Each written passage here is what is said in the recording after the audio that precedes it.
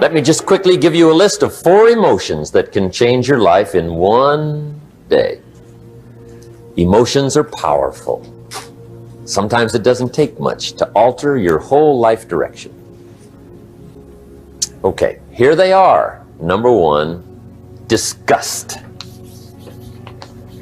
Powerful emotion. Disgust says, I have had it. See, that could be the day. The day you can say, I've had it. And whether you've had it with something small or something major, the day you can say, I've had it, may not be the day it ends, but the day it begins. The man's finally had it with mediocrity. He's had it with being a loser. He's finally had it with those awful sick feelings inside, knowing his wife is at the grocery store looking at 2 cans of beans, one marked 37 cents, one marked 39 cents. And the guy sick inside knows his wife's going to buy the 37-cent can, and she doesn't even like the brand. Do you know why she's going to buy the 37-cent can? To save 2 cents. The guy sick inside finally says, I've had it. Being on my knees in the dust looking for pennies? We're not living like this anymore.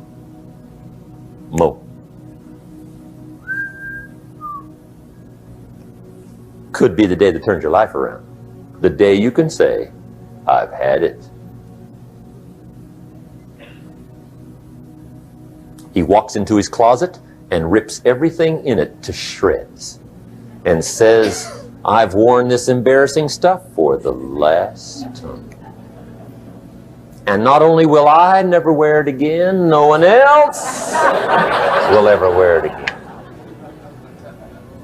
Commit an act that says, I've had it. Powerful. Here's the next one, decision. And decision making is powerful. And it's emotional. That's those knots in the pit of your stomach, right? Waking up in the middle of the night in a cold sweat, trying to decide.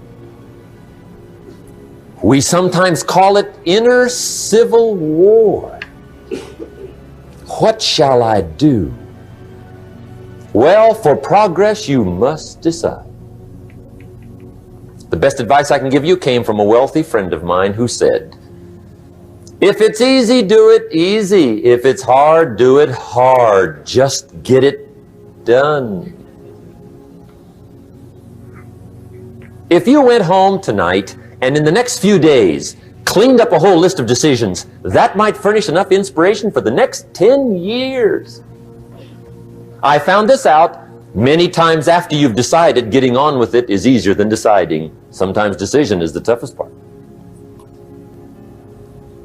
Here's the next emotion, desire, wanting to bad enough. And I don't know how to tell you to want to. That's something you've got to come up with. There's 2 things I know about desire. Number 1, it comes from inside, not outside. You don't send off for it. Number 2, I know desire can be triggered by something. Who knows what it might be? Sometimes desire waits and sleeps for something to happen. Maybe it's a book, maybe it's a song, maybe it's a sermon, maybe it's a lecture, a seminar, maybe it's the conversation of a friend, a happening, an event. Who knows? The best advice I can give you is what I give my staff. It goes like this: welcome every human experience. You never know which one is going to turn it all on. Even the bad experiences. Sometimes from the bitterest experience comes the greatest awakening.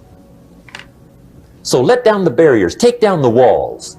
The same wall that keeps out disappointment keeps out happiness. Let life touch you. Don't let it kill you, but let it touch you. Here's the last one. This one's powerful. Resolve. Resolve says, I will. 2 of the most powerful words in the language. I will. Benjamin Disraeli once said, "Nothing can resist a human will that will stake even its existence on the extent of its purpose." Shortly put, I'll do it or die.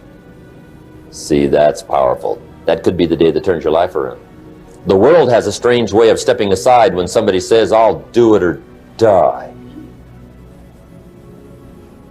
The man says, "I will climb the mountain.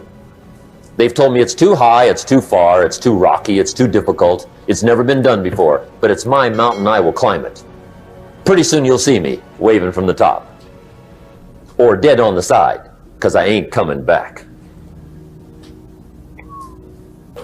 The best definition I ever got from the word resolve came from a little junior high girl in Foster City, California, up north. I'm talking to the junior high kids one day. I love to ask kids definitions. They come up with beauties. I got to the word resolve and I asked, "Who can tell me what resolve means?" And I got several hands, and they were all pretty good, but the last one was the best. Little girl, about 3 rows back, held up her hand. She said, Mr. Rohn, I think I know what resolve means." I said, "Darling, what do you think it means?" She said, "I think it means promising yourself you will never give up." I said, "That's it. Webster, stand aside. That is the definition. Promise yourself you will never give up." I asked the kids, how long should a baby try to learn how to walk? How long? How long would you give your average baby before you shut him off? How long? See, any mother in the world would say, "You're crazy. My baby's going to keep trying until it learns how to walk." What a magic formula. Now let me show you what triggers all emotions into activity that brings results. And results is the name of the game. Here it is. Action. Finally, you must do something about how you feel. Jesus, the master teacher, said, "Don't just be listeners, be doers." The world admires the doers.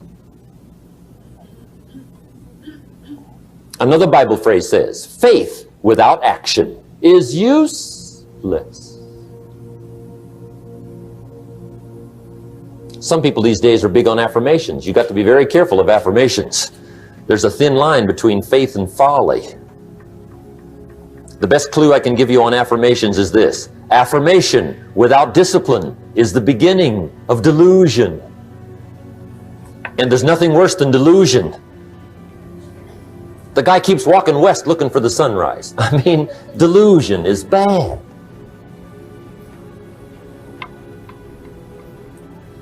However, affirmation with discipline can bring the most spectacular results.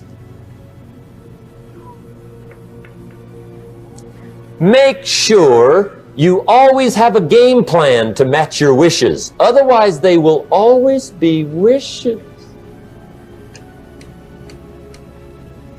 The day that turns your life around. Let me give you 4 questions to take home when we're finished. These are called questions to ponder. And this wraps it up. Okay, here's the questions I want you to take home in closing. First question is one of the major questions of the world. Why? Why should you try? Why read that many books? Why go that far? Why earn that much? Why share that much? Why learn all that? Why get up that early? Why put yourself through that much? Why try for all that? Good question. Why? One of the best answers to why is the second question. Why not? What else are you going to do with your life? Why not see how many books you can read, how far you can go, how much you can earn, how many friends you can make, how much personality you can develop, influence you can have, how many things you can accomplish, how far you can go and what you can see? Why not? You got to stay here till you go. Why not? The third question is, why not you? Why not you? Some people have done the most incredible things with limited start. Why not you? Some people have done so well. They get to go, they get to see it all, they get to do it. They get to be there. They get to have it, they get to enjoy it. Why not you? Why not you watching the morning mist rise over the mountains of Scotland? Someday you got to gaze directly at the Mona Lisa.